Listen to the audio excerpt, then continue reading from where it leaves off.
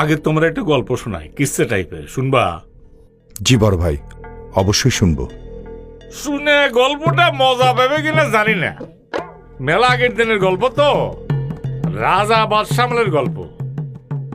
ওই সময় ওই এলাকায় একটা জাউরা পোলা ছিল। এই জাউরা পোলা করতো কি, রাস্তাতে যেই যেত তার পাশায় খোঁচা দিত। কেউ কিছু করতো না, কারণ তার বাপ ছিল ওই এলাকার মাতব্বর।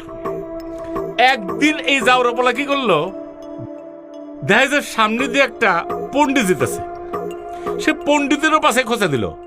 পণ্ডিত মনের দুঃখে খোঁচাটা হজম খায়, ওই পোলাটারে একটা টাকা দিল। টাকা দিয়ে কইলো যে আরো একদল লোক আসতেছে, যে সামনে পড়বো তারে যদি তুমি পাশে খোঁচা দিতে পারো তাহলে মেলা টাকা পাবে। টাকার কথা শুনে পোলাই তো খুব খুশি।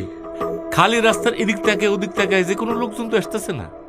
হঠাৎ করে দেখে যে লোকজন আসতেছে, ওই যে বলছে সামনে যে আছে তারে খোঁচা দিবা, ওই লোক যে সামনে আছে তার পাশায় দিছে খোঁচা। সামনে যে রাজা ছিল, ওলা তো বোঝে নাই, রাজার হুকুমে পাক পেয়াদা যায় পোলাডারে ধরা পিটায়া ওর পাশার চামড়া তুলে ফেলাইছে। ওর বাপ যে মাতব্বর ছিল হ্যার পাশার চামড়াও তুলে ফেলাইছে। কিচ্ছাটা কেমন লাগলো ওসি? জি ভাই, ভালো। কিছু বুঝতে পারছো? জি ভাই।